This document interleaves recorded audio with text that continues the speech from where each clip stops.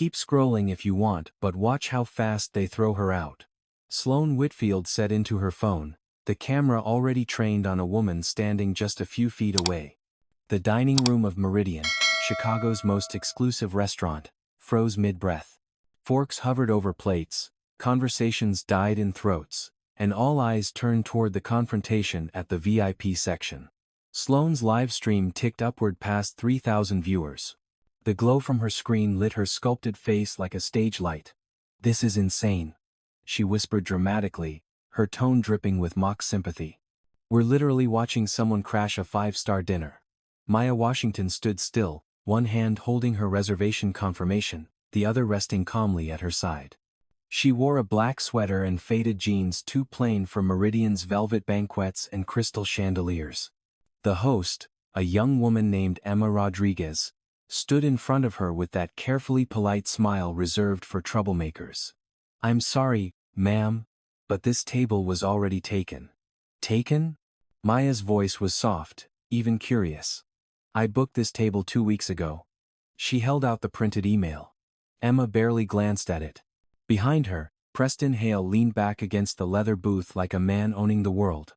His silver watch flashed under the chandelier as he lifted a glass of champagne. "Look, sweetheart," he said lazily. "The hostess said it was open. Maybe next time try the Olive Garden." The couple laughed. Sloane angled her phone so her followers could see Maya's calm face. "Oh my God," she said into the mic. She actually printed her reservation. "How vintage." Laughter bubbled through the room, soft but sharp. A few diners pretended not to look while adjusting their phones for a better angle. Maya's gaze moved from Preston to Emma. "Could you check again? VIP table 7, 9 o'clock. "Our policy is very clear," Emma replied with a faint edge. "You were late. By how much?" 3 minutes. David Carter, the manager, interjected as he approached. He was all practice charm, the kind of man who smiled while delivering insults. "I'm afraid we released the reservation." Preston smirked. "Yeah. Rules are rules. Maybe she can sit by the kitchen. It's got a great view of the dishwashers." The words hung in the air like a dare. Someone gasped softly. Maya looked down at her paper. Then back up. Her expression unreadable. "You're saying," she said slowly, "that 3 minutes erases 2 weeks?" David's smile didn't waver. "Peak hours, ma'am. Perhaps you'd like table 12? The insult was surgical. Everyone knew table 12 was the spot for walk-ins and complaints. Sloane's phone caught the exchange perfectly. Her followers lighting up the comment feed. "She's still arguing. So embarrassing. Security should come. Why is she even in that place?" Preston reached across the table, plucked the confirmation slip from Maya's hand, and tore it clean in half. The sound of paper ripping seemed to echo louder than the jazz playing through the speakers. He dropped the pieces on the marble floor and pressed his shoe down, grinding slowly. "Oops," he said, looking at Sloane's camera. "Guess that dream dinner's over." Maya didn't move. Her stillness drew more attention than a shout could have. The dining room had gone utterly silent, except for the faint clink of glasses from a distant table. "You're recording?" she asked, her tone steady. Sloane smiled, triumphant. "Oh, definitely. My followers love authenticity." Maya nodded once. "Good. Keep it rolling." The phrase landed like a quiet explosion. Several guests exchanged glances, unsure why the woman wasn't retreating in shame. Instead, she reached into her handbag and drew out a slim leather folio the color of cognac. She didn't open it, only placed it gently on the nearest empty table. The gesture was precise, deliberate, like setting down evidence before a jury. David stiffened. "Ma'am, I'm going to have to ask you to leave. Security will escort you." 2 men in black suits appeared from the corridor, their earpieces catching the light. They moved with professional caution, but everyone could sense the shift. This wasn't customer service anymore, it was containment. Preston leaned back, arms spread wide. "See? Told you. Rules are rules." Sloane giggled, narrating to her audience. "She's about to get escorted out, guys. This is unreal." Maya watched the guards approach, her eyes calm, assessing. The taller one, Rodriguez, hesitated when he saw the folio on the table. The other, Stevens, was less patient. "Ma'am, please come with us." "What policy?" Maya asked. "Am I violating?" "Trespassing," David replied smoothly. "And disrupting guests." "Trespassing," she repeated softly. "In a restaurant where I have a confirmed reservation." A murmur rippled through the diners. Someone whispered, "That's going too far." Another shushed them. Preston chuckled, enjoying the spectacle. "Hey, better check her purse, officer. Never know what people might slip in their bags." The insinuation landed like poison. Even Sloane blinked at that. "Preston," she hissed. "Keep it classy." But she didn't stop filming. Maya exhaled. A slow, steady breath. For a brief second, her eyes flickered something ancient, tired, but unbroken. "You think dignity is something you can assign," she murmured. "You think it belongs only to those who look like you." No one answered. Rodriguez's hand hovered near her arm, uncertain. Maya looked at him. "Don't," she said gently. "Not yet." He froze. The jazz music stumbled to a stop, the playlist reaching silence. All that remained was the hum of phone cameras. Maya opened the folio slightly, revealing only a glimpse of embossed gold letters on thick paper. She didn't explain. She didn't need to. The unknown itself created tension. Sloane whispered into her phone. "She's pulling out documents, you guys." "Like, is she suing the restaurant?" Preston laughed too loudly. "Lady, this isn't Judge Judy." Somewhere near the bar, an older woman whispered to her companion, "Why doesn't anyone just check the system?"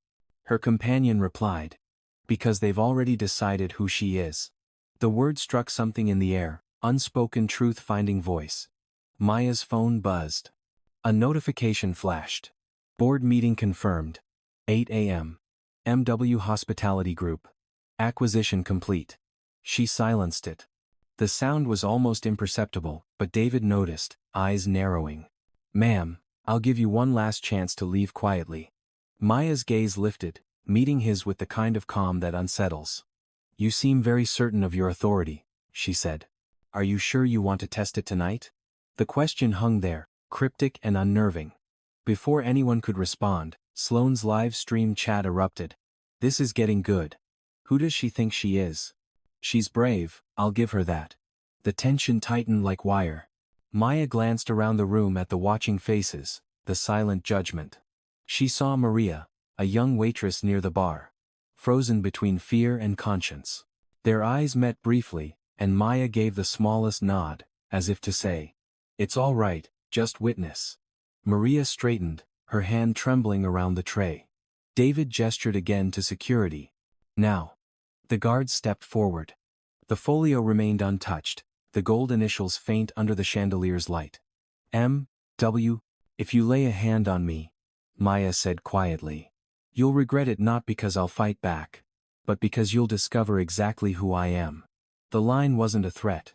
It was a statement of inevitability. Even Sloane felt a flicker of unease. Preston, less perceptive, smirked. "Oh yeah. And who exactly are you?" Maya's answer was simple. "Someone who keeps receipts." She gathered the torn pieces of her reservation from the floor, folded them carefully, and placed them atop the leather folio like sealing evidence. The symbolism was lost on no one. The thing they destroyed, restored by the one they tried to erase. For a heartbeat, no one moved. Then, quietly, she added, "Now, please call your general manager." Her voice was steady as iron. David hesitated, caught between arrogance and instinct. Finally, he turned to Emma. "Get him." She hurried off, heels clicking like a metronome of impending judgment. As the seconds stretched, the live stream count climbed towards 6,000. The city outside shimmered through the floor-to-ceiling windows, each light a silent witness. Maya stood in the center of it all, calm, patient, waiting for truth to catch up. In that stillness, something shifted. The laughter faded. Even Sloane lowered her phone slightly, uncertain whether she was documenting humiliation or witnessing history. The woman before them was not a victim. She was the eye of the storm. And though no one yet knew her name, everyone would remember the moment she said, "You're recording? Good. Keep it rolling." The silence that followed felt heavy enough to touch. Somewhere near the bar, A wine glass clinked against marble, and the faint buzz of a phone broke the stillness. Maya stood unmoving, her hand resting on the leather folio like it was part of her, the same way a soldier might keep his rifle close not for attack, but for discipline. She looked calm, but beneath that quiet, her mind was a storm. She could feel the old ache stirring, the one that had followed her for decades, the invisible bruise that success never erased. It was the memory of being 16, standing outside a department store on the south side, watching a clerk follow her mother down every aisle because she looked suspicious. That same suspicion now wore new clothes, polished manners, and a smile that apologized while condemning. As she waited, the faint scent of the Bordeaux on Preston's table drifted toward her. It was the same brand served at a corporate gala 20 years ago, the night she was mistaken for catering staff. She had smiled then, too. Smiled and kept her calm until the board meeting months later, when she quietly bought the company that had once humiliated her. Calm is your armor. Her mother had said that night in their tiny kitchen, stirring gumbo with a worn wooden spoon. People can't fight what they can't read. The words returned now like a soft heartbeat under her ribs. Maya adjusted her sleeve, feeling the cool brush of the Patek watch against her skin, a gift to herself after the first company she'd built hit 1 billion in revenue. Her mother would have said it looked too fancy. Her mother had always believed money was loud, but dignity was silent. A soft chime broke through her thoughts. Her phone screen lit up. Board 8 a.m. Meridian acquisition closed. Congrats, MW. For a fleeting second, she almost smiled. Timing, she thought, was a mischievous friend. David Carter stood a few feet away, arms folded, whispering something to the head waiter. He didn't notice the flicker of gold on the phone. The initials that matched the folio sitting beside Maya's hand. "Ma'am," he said finally, stepping closer. "The general manager is on his way. Please wait outside." "I'll wait here. This area is for guests." "I am a guest." The calm repetition unsettled him. He turned toward security, but something in her gaze stopped him. It wasn't defiance, it was composure so precise it felt like authority. Emma returned, her voice trembling. He's on a call, but he said to give him 5 minutes." David frowned. "Fine. 5 minutes. Then we remove her." Maya heard every word but didn't respond. Her eyes drifted to the reflection in the glass wall, the city lights painting her silhouette in gold and blue. The sight tugged another memory to the surface. Paris. The Latin Quarter. Her first apartment after college. She'd spent nights studying financial models and art theory, believing that merit would one day outweigh color. Then came the call about her father's heart attack, the business collapsing under debt. The dream had ended in a single afternoon. She'd flown home, traded cobblestones for cracked pavement, and spent years rebuilding from dust. Every step of the way, she had met versions of David Carter, polite, professional, convinced of their rightness. That was why she didn't raise her voice now. She didn't need to. The truth would speak soon enough. A flicker of movement caught her eye. Maria Gonzalez, the young waitress, slipping from the bar toward her. She stopped beside Maya, voice barely above a whisper. "Ma'am, I just checked. The system still shows table 7 reserved under M. Washington. It wasn't cancelled." "Thank you," Maya said softly. "You should tell your manager. He won't listen." "Then hold on to the truth. It has a strange way of surfacing." Maria hesitated, then nodded and stepped back. Her small act of decency filled the air with something lighter, almost fragile. Maya felt it and tucked it quietly into her memory. A minute later, Preston Hale's voice cut through the hush. "5-star place, huh? Can't even keep their schedule straight." He leaned toward Sloane's phone again. "Say hi to everyone watching, babe." Sloane flashed a grin and did a mock wave. "Hi, Internet. We're live from the most dramatic dinner in Chicago." Her laughter rang false now, edged with nervousness. The chat scrolling on her screen had shifted. Some comments were no longer amused. "Why are they picking on her? This is starting to look bad. She's just standing there." Preston's charm cracked a little. "People online love conflict," he muttered. "They don't care who's right. They care more than you think," Maya said. Her voice was calm but carried like music in still air. "Eventually, they always care." He rolled his eyes. "Lady, You're delusional. She didn't answer. The 5 minutes stretched like slow glass cooling. When the general manager finally appeared, a middle-aged man in a navy suit, he walked in with a kind of hurried deference that told Maya he already knew who she was. Miss Washington, he said quietly, extending his hand. David's expression froze. Sir? The manager turned to him, voice low but firm. Please escort these guests out of the VIP area. The world seemed to tilt. Preston sat up straighter. Wait, what? Sloane's phone trembled in her hand as the live stream kept rolling. There must be some mistake. David stammered. That table was reserved for Miss Washington, the manager interrupted. Confirmed weeks ago. You'll find the system reflects that.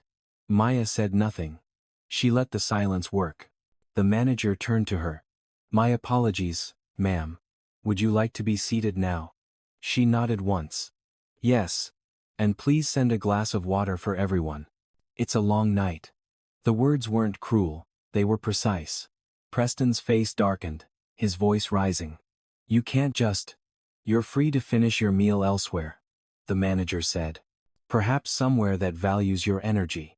Sloane tried to salvage the moment, whispering into her mic. Okay, guys, this is awkward.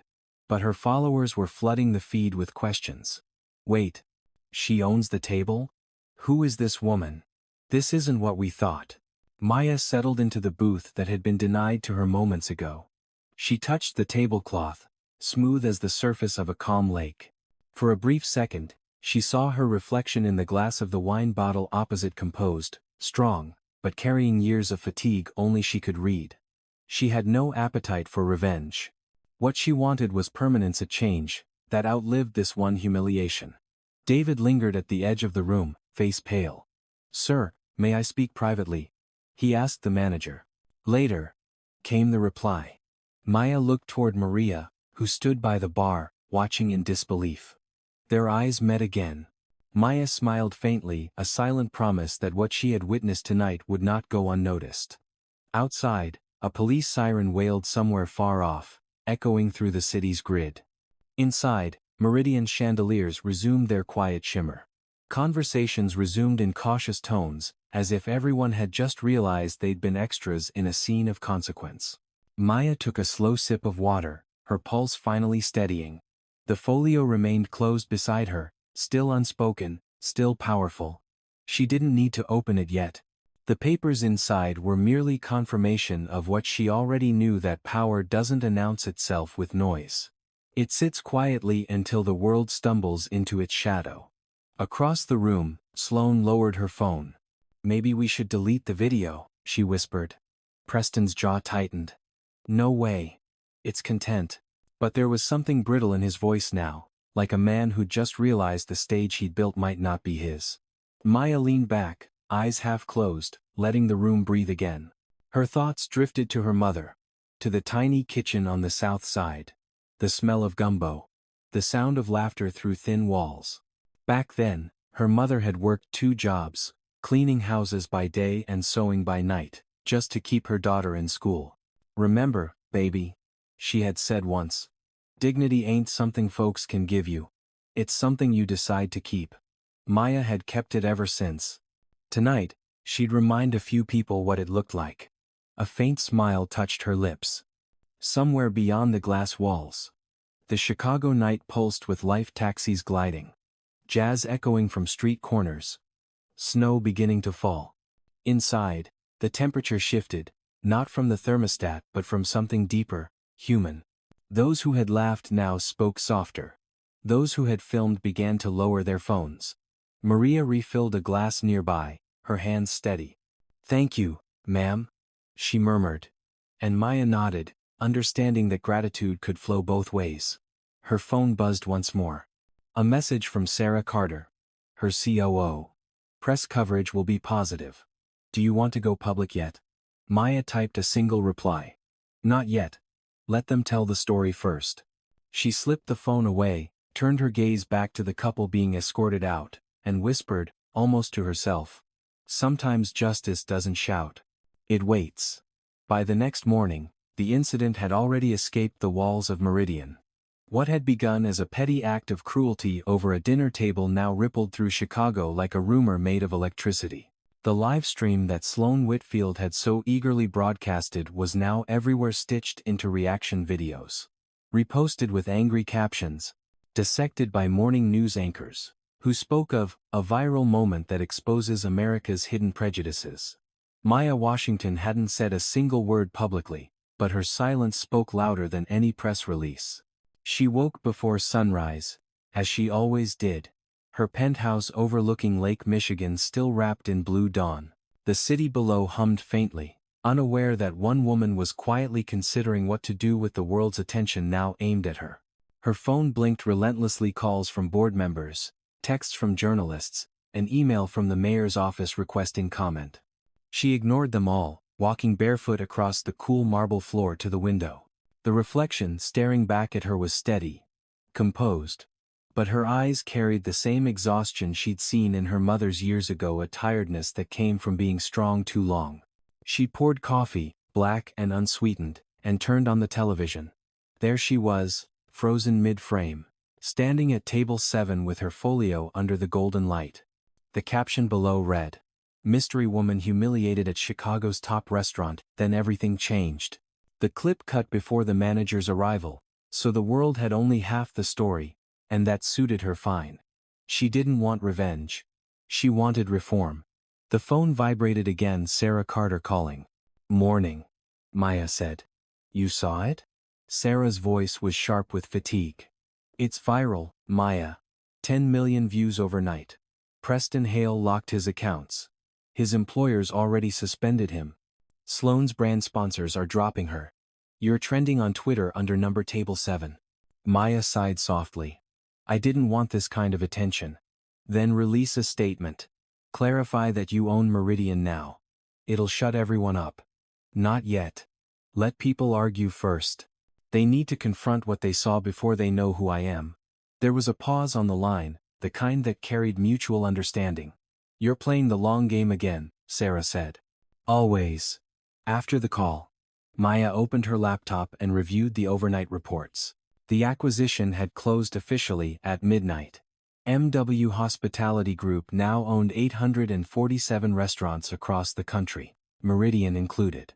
She should have been celebrating, but the video had turned a victory into an opportunity she couldn't ignore. If a woman who owned the table could still be treated like she didn't belong, what about the hundreds of employees across her company who faced the same judgment every day? The thought gnawed at her. At 9 o'clock sharp, she entered the boardroom on the top floor of MW headquarters. The space was all glass and steel, overlooking the city skyline. Her executives were already seated, murmuring over tablets and coffee. Sarah looked up first. "We need a crisis strategy," she began. "Or a transformation plan," Maya countered. "There's a difference." The room quieted. She walked to the head of the table. "What happened last night isn't just PR. It's a mirror. And we're not going to cover it, we're going to use it." One of the older board members, Richard Bloom, cleared his throat. "Maya, with respect, you were the victim. The world's already on your side. Why stir it further?" "Because silence makes comfort, not change," she replied. "Comfort is what let that staff believe they were right." Sarah nodded slowly. "So what's the plan?" Maya tapped the screen behind her. A presentation appeared. "Project Dignity First. We start here," she said. "A training initiative across every location. Bias awareness, fair promotion, safe complaint systems. Every employee signs the new code." "That'll cost millions," Richard murmured. "So did ignorance," she answered. The conversation that followed was long, deliberate, but unyielding.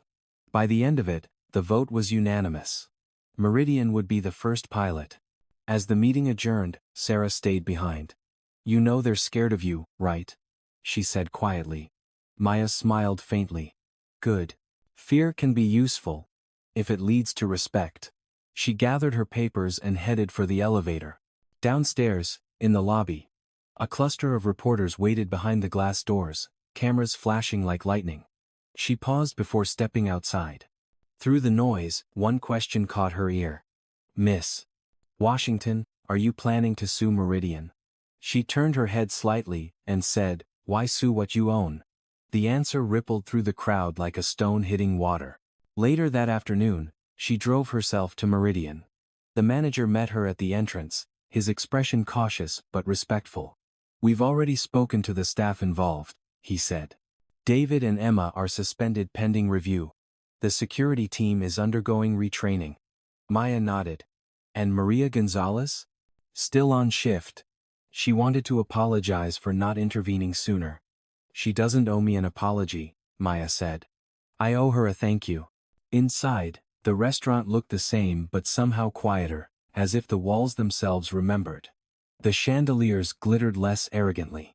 Maria appeared near the bar, nervous but smiling.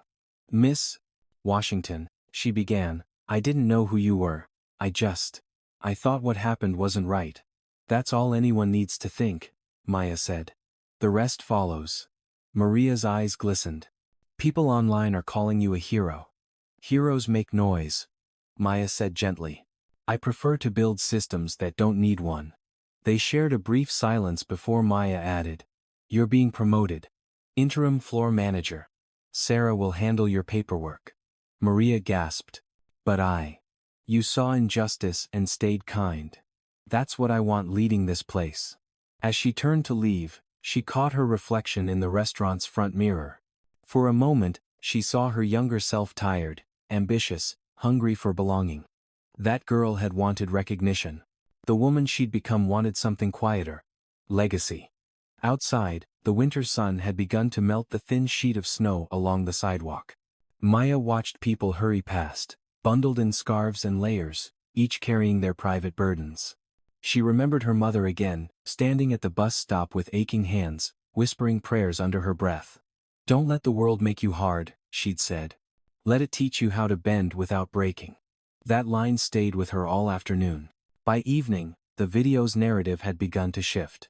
News anchors now referred to a business leader's graceful response to discrimination. Commentators debated whether classism and racism were truly over or simply evolved. Some accused her of staging the incident for publicity. Others defended her as a symbol of restraint. Maya didn't respond to any of it. She didn't need to. Truth, she believed, was like gravity ignored until felt. Around midnight, she sat at her kitchen table with a glass of water, reviewing emails from employees around the country. Many shared their own stories, small indignities, silent humiliations, quiet victories. One message from a dishwasher in Detroit read simply, I saw what you did. It made me think maybe I matter too. That one made her stop reading for a while. The city outside was quieter than usual, the lake calm as a sheet of glass. Somewhere below, a siren wailed and faded into the distance.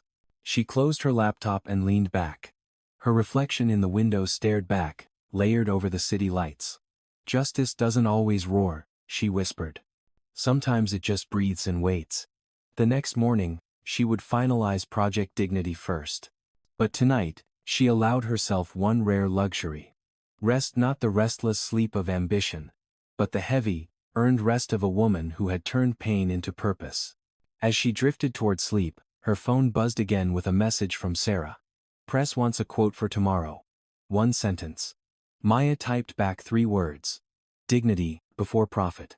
Then she turned off the light, letting the dark wrap around her like peace.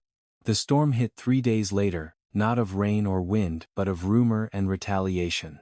Maya had expected it, but even she was surprised by how quickly quiet justice drew loud enemies. It started with an anonymous post on a business forum claiming the so-called billionaire victim had orchestrated the restaurant incident as a marketing stunt. Within hours, the theory spread like wildfire. News pundits debated her motives, tabloids recycled old photos, and social media swarmed with conspiracy threads.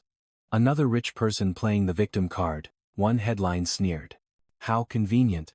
Another said that her company's diversity initiative launched right after a viral video.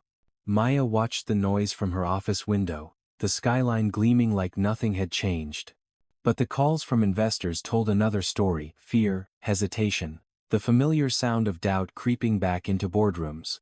Her assistant knocked. Miss Washington. Richard Bloom's waiting in the conference room. She straightened her blazer. Let him wait 30 seconds. Fear needs to cool before it listens. When she entered, Richard stood by the window, agitation radiating from his posture. Maya, we have a problem. Half the partners want an investigation into your publicity stunt. An investigation into being humiliated? Into how you handled it, he snapped. They say you're exploiting the moment. She regarded him evenly. If justice feels like exploitation, perhaps they've never recognized it before. He exhaled sharply. You're turning this company into a movement. Investors want returns, not revolutions. Then they invested in the wrong woman. Her tone wasn't angry, merely factual. Richard's jaw worked silently, then he gathered his papers and left without another word. As the door closed, Maya allowed herself a single deep breath. The attacks didn't hurt her pride. They endangered her purpose. The world tolerated progress until it threatened comfort. That afternoon, she received an anonymous email, no subject line, no signature, just a link. Against her better judgment, she clicked. It led to a private video clip. The restaurant's security footage from that night, leaked and edited to make her look combative, spliced with footage of her company's branding. It was crude, but effective. Someone wanted her credibility destroyed. They're trying to turn truth into theater, Sarah said when Maya forwarded it to her. Should we call legal? No. We find the source first. Over the next 24 hours, the investigation revealed what Maya had suspected. The leak came from David Carter, the suspended manager. He'd sold the clip to a gossip outlet for a fraction of what it would cost him in dignity. She called him directly. David, she said, her voice steady. Do you know why I'm not angry? His silence crackled through the line. Because you just reminded me why this project matters. Fear makes people cheap. But redemption is still on the table if you choose it. He didn't reply, but a day later, he issued a public apology. By then, however, the damage had mutated. Protesters appeared outside Meridian, some defending Maya, others accusing her of manipulation. The irony of being labeled both savior and fraud wasn't lost on her. On Friday evening, she drove to the restaurant alone.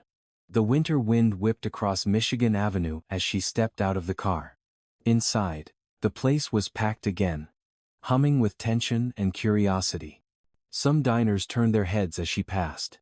Maria met her near the entrance, relief washing over her face. They said you wouldn't come. That's why I came, Maya said. How's the team? Scared, Maria admitted. But trying. They've been through training all week. Good. Growth always starts as discomfort. She moved through the dining room, the same one that had turned against her a week earlier. Tonight, it felt like a courtroom where everyone awaited a verdict. At the VIP table, she stopped. It was empty, reserved, of course. She sat, ordered nothing, and waited. Minutes later, two unexpected guests arrived: Preston Hale and Sloane Whitfield. The host hesitated at the sight of Maya, but she gestured for them to come closer. Join me, she said. Preston's smirk faltered. Look, we didn't know. That I owned the place, she interrupted. You didn't need to, you only needed to behave like decent people. Sloane fidgeted with her phone. We came to apologize. I deleted the video. But not before 10 million watched it, Maya said. Still, apology accepted. Preston blinked. Just like that? Forgiveness isn't about you, she replied. It's about freeing space for better things. They sat awkwardly as Maria brought water. The table was silent except for the soft jazz playing overhead. Finally, Maya leaned forward. I want you to see something. She signaled to Maria, who dimmed the lights slightly. A projector screen lowered against the far wall. Footage played training sessions from that week. Staff listening, learning, admitting bias. Then testimonials from employees across the country. A dishwasher in Detroit saying how the new policy made him feel seen. A hostess in Dallas talking about fair promotion. The room hushed as the screen faded to black. This, Maya said, is what came from that night. Change. Imperfect, fragile, but real. Sloane's eyes glistened. People hate me now, she whispered. Maybe that's the price of reflection. Maya said softly. The mirror always cuts before it heals. Preston looked down at his untouched glass. What about us? You start over, Maya said simply. And you never forget how it felt to be watched for the wrong reasons. The conversation ended there, but its echo lingered. When they left, heads bowed. The diners who had been pretending not to watch finally exhaled. Maya stayed a little longer, signing off paperwork, checking on staff, offering quiet encouragement. As she prepared to leave, Maria approached. "Miss Washington," she said, "there's something you should know." One of the servers found a hidden camera near the hostess stand. It wasn't ours. Maya's spine straightened. "Who found it?" "Jake, the new busboy. He said it was wired to an external feed." A pulse of anger flared in her chest, cold and sharp. "Call Sarah. Have it trace it." Quietly. Within an hour, they discovered the feed linked back to a small PR firm in Los Angeles, one owned by Sloane's former sponsor. Someone had been trying to reignite the scandal for profit. By midnight, Maya sat in her office again, reviewing the evidence. Her reflection in the window looked like a shadow of steel. "They still think truth can be managed," she murmured. Sarah called. "We can press charges." "No, let them bury themselves. I'll handle it differently." The next morning, Maya released a video statement, her first public address since the incident. She didn't speak from a podium or an office. She filmed it in the quiet dining room of Meridian before opening hours. "A week ago," she began, "I stood here and learned that respect isn't guaranteed by success. It's practiced, or it's lost. Since then, many have asked if I was humiliated. I wasn't. I was reminded. Of work still unfinished. Of people still unseen. This place, and every place under my company, will now stand for one promise. Dignity first." The video ended with a slow pan to the restaurant's door, where a plaque gleamed in soft light. Dignity first. Within hours, the tide turned again. The same voices that had mocked her now quoted her. Editorials called her a quiet reformer. The calm in a divided storm. Yet Maya felt no triumph. Only a deep, weary clarity. Justice, she knew, was never permanent. It had to be renewed daily, like breath. That night, she walked through the empty restaurant one last time. Snow drifted outside, catching in the streetlights. Maria was locking up. "Going home, ma'am?" she asked. "Eventually," Maya said with a faint smile. "There's still work to do." As she stepped out into the cold, she thought of her mother again, of patience, of grace, of battles fought with silence and persistence. The city wind bit at her cheeks, but she didn't flinch. Injustice was loud, integrity needed only to endure. By the following week, the storm had begun to settle, but Maya knew calm was often the eye, not the end. The scandal had given way to something quieter but far more dangerous: skepticism. Investors still hesitated, employees whispered, and the media hovered like vultures waiting for her next misstep. She spent her mornings at the office, her afternoons visiting restaurants across Chicago, and her nights reading reports until the skyline outside her window blurred into an abstract painting of lights. But it was Friday morning, 7 days after her video statement, when the real test arrived. Sarah entered her office carrying a folder and an expression that spelled trouble. "You're not going to like this," she said. "Then let's hear it first." Sarah laid out several documents. A consortium led by Preston Hale's former employers filed a petition. "They're accusing you of insider manipulation, claiming you staged the incident to drive sympathy before the merger." Maya didn't flinch. "That's absurd. The acquisition was completed before the incident. They're arguing intent. They want a hearing with the Business Ethics Commission." Maya's eyes darkened but her voice stayed level. "So they want a trial of perception." "Exactly." Sarah paused. "It's public, Maya. They'll turn it into theater." Maya looked out the window at the gray morning. "Then we'll turn it into truth." She spent the next days preparing, not with lawyers or PR strategists, but with data emails, time stamps, every shred of documentation proving that Meridian's sale had closed before the dinner. But more than facts, she prepared herself emotionally, replaying the humiliation from that night. The faces of those who had doubted her.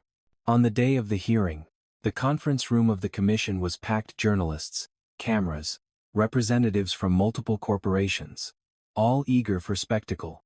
Maya arrived alone, dressed simply in a navy suit, no entourage, no jewelry except her mother's small gold ring. When her name was called, she stood and faced the panel.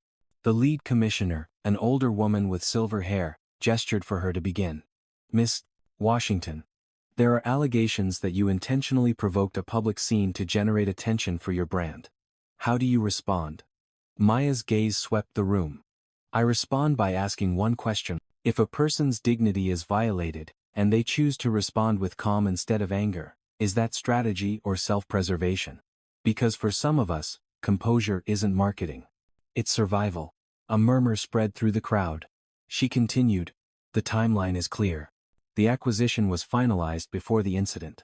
The rest is noise, a distraction from a conversation this country still refuses to have. People saw that video and couldn't believe someone like me owned that table. That disbelief says more about them than it does about me." The commissioner's expression softened. "Do you have evidence to support your claim?"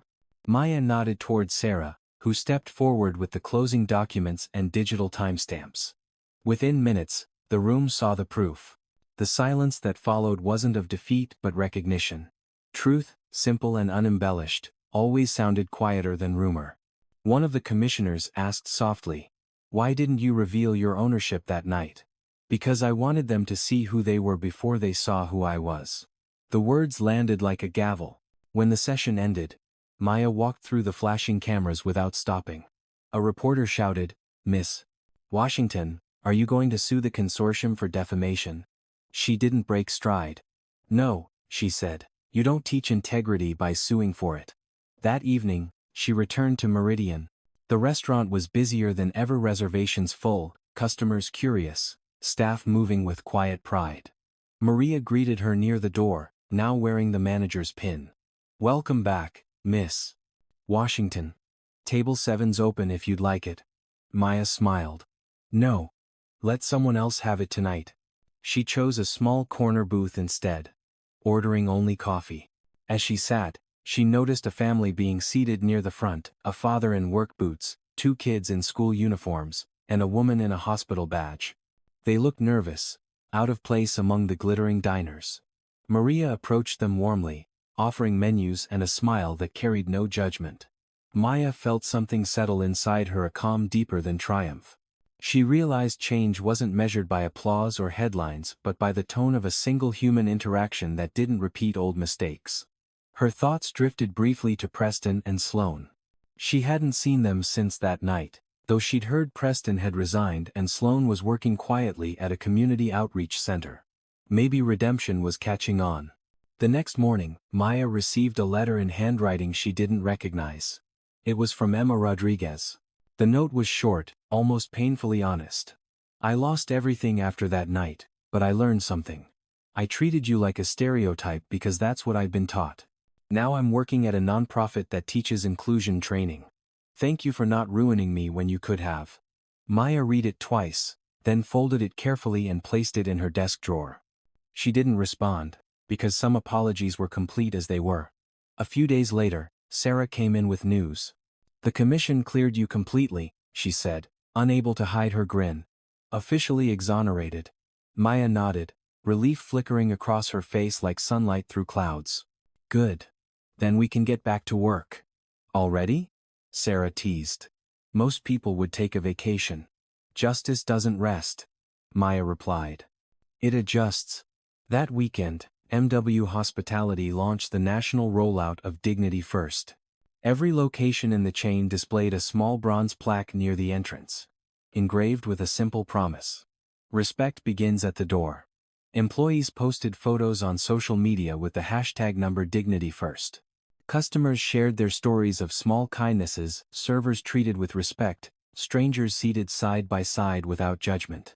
Maya watched it all unfold quietly, choosing not to make another speech. The movement was no longer hers to control. It belonged to everyone who had seen themselves in that viral clip and decided to do better. Late Sunday evening, she visited her mother's grave on the south side. The cemetery was quiet, the air cool and smelling faintly of lilac. She placed a single white rose on the headstone and whispered, "You were right, Mama. Calm is armor. But sometimes it's also a weapon." The wind rustled the leaves in agreement. She stood there a while, watching the city lights flicker in the distance. each one a reminder of how far she'd come. On her way back to the car, her phone buzzed with a message from Maria. A customer asked about you tonight. I told him the owner believes in dignity more than profit. He said he'd remember that. Maya smiled faintly. Good, she murmured. That's all I ever wanted. When she got home, the apartment was dark except for the reflection of the lake. She walked to the window, tracing the skyline with her eyes. The city slept, unaware of the quiet revolution still happening in its restaurants, offices, and homes, places where small acts of grace rewrote old assumptions. She thought of the night at table 7, of the laughter, the humiliation, the pause before the truth emerged. It had begun as one woman's fight for her seat, but it had become a movement about how people treated one another when no one was watching. In the distance, thunder rolled faintly over the lake, and she thought it sounded like applause from somewhere higher than this world. You wanted the spotlight, she whispered to the memory of Preston and Sloane. Keep it. I'll take the work instead. And as she turned away from the window, the reflection of the city lights shimmered on her face like a crown made not of gold but of resolve. A year later, the story of Table 7 had become legend, though Maya rarely spoke of it. The world had moved on, but its echoes still hummed quietly beneath the surface of her life. MW Hospitality was thriving. Profits had risen. But so had something less measurable: the spirit inside each restaurant. Employees talked to one another differently now, as if aware that dignity was not a slogan but a living code. Customers noticed it too, leaving notes about kindness on napkins and online reviews. But for Maya, success was a fragile thing. She'd learned that even good change demanded constant tending. The work never stopped, and neither did the watchful eyes waiting for her to stumble. It was on an unremarkable Monday morning that she received the invitation. An event at the University of Chicago's Business School, Leadership in the Face of Bias. The dean wanted her to speak. Maya hesitated at first. She didn't like being the face of a movement. But Sarah convinced her. You don't owe them a speech, Sarah said. You owe them a mirror. So that's how she found herself standing before a hall filled with students, executives, and professors a few weeks later. The air buzzed with quiet reverence. When her name was announced, the applause was polite but curious. Some came to admire, others to dissect. She smiled faintly and began. A year ago, I was denied a dinner table, she said simply. That's how my story starts for most people. But that's not really where it began. The audience leaned in. It began long before, when my mother taught me to speak softly even when the world shouted. When I learned that calm can be power, and silence can be a strategy. That night at Meridian, I didn't plan anything. I didn't need to. The truth was already waiting to reveal itself. She paused, scanning the faces before her. But if you only remember one thing from me, let it be this. Justice doesn't require anger. It requires endurance. Dignity is not a response, it's a choice. The room erupted in applause this time, not polite but genuine. After the lecture, students lined up to shake her hand. One young man with dark eyes said, "My mom watched your video. She was crying. She said you reminded her that being kind isn't weakness." Maya smiled gently. Then tell her she already knew that truth. I just borrowed it for a moment. That evening, as she drove home, the city felt different. Chicago in spring was softer, forgiving. She passed the glowing facade of Meridian and saw through the window Maria directing staff with quiet confidence. The Dignity First plaque still gleamed near the door, polished from a year of fingerprints.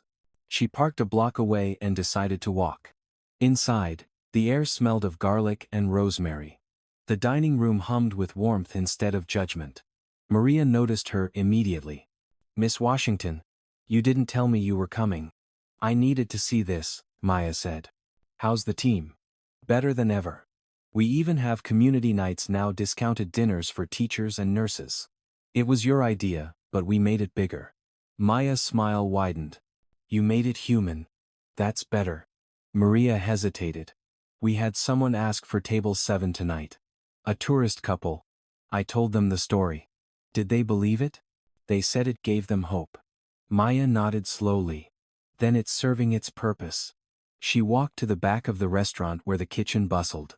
The same cook who'd once watched her humiliation from the pass line greeted her with a sheepish grin. "Didn't think I'd be here a year later," he said. "Didn't think I'd own it either," she replied, and they both laughed. Later, as she left, a soft drizzle began to fall. The air smelled of rain and fresh beginnings. She walked without her umbrella, letting the drops cool her face. For the first time in a long while, she felt peace, not victory, not relief, but something deeper. The kind of peace that comes after doing what's right long enough that you no longer need to prove it. Back at her apartment, she poured herself tea instead of coffee and opened a letter that had arrived earlier that day. It was from Sloane Whitfield. The handwriting was elegant but uncertain. "Miss Washington, I know I'm the last person you want to hear from, but I've been volunteering at a shelter downtown. They use your training materials. I wanted you to know that night changed me. I don't expect forgiveness, but I hope to earn it quietly."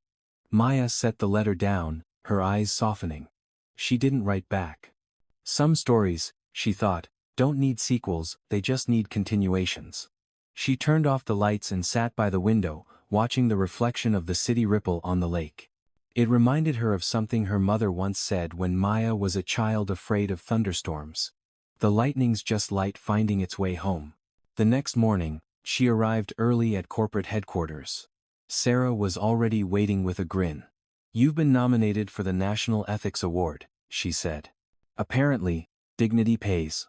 Maya chuckled. "If it paid, it wouldn't be ethics." They shared a laugh, and then she added, "Accept it for the company, not for me." "You sure?" "Absolutely. I didn't start this alone." That afternoon, she walked the halls of the office quietly, greeting employees by name. There was pride in the air, but not arrogance. Just the rhythm of a culture that had learned empathy could be efficient. Before heading out, she stopped by a glass case in the lobby. Inside sat the original folio from that night at Meridian, now framed beneath the words, "It started here." A small plaque read, "Every act of respect begins with a choice not to look away." Maya touched the glass lightly, remembering the hum of voices, the sting of dismissal, the quiet power that had grown from it. As she turned to leave, she saw Maria entering with a group of new managers for orientation. Their laughter filled the space, genuine and unforced. "Welcome to MW Hospitality," Maria said, her voice steady. "We build more than restaurants here. We build respect." Maya smiled to herself and stepped into the elevator. On the ride down, she thought about how justice, real justice, was never dramatic. It didn't arrive in courtrooms or headlines, it arrived in how people treated the stranger in front of them, how they handled small power, how they apologized without being asked. When the elevator doors opened, the afternoon light spilled in like a quiet blessing. Outside, the world went on imperfect, complicated, but a little kinder because of one table, one night, one woman who refused to raise her voice. She walked toward her car, her reflection caught briefly in the glass doors. For a moment, it looked like her mother was walking beside her. She smiled at the thought. "We did it, Mama," she whispered. "In our own way." The wind lifted slightly, warm now, carrying the scent of lake water and the promise of summer. As she drove away, she passed the skyline glittering against the fading sun, and for the first time in years, she didn't feel the weight of proving herself. She had already done that. Now she was simply living what she'd taught. Somewhere behind her, in the heart of the city, the plaque at Meridian caught the evening light, reflecting a single word that had outlived every argument, every doubt, every rumor: dignity. It shimmered quietly, like truth finally at rest.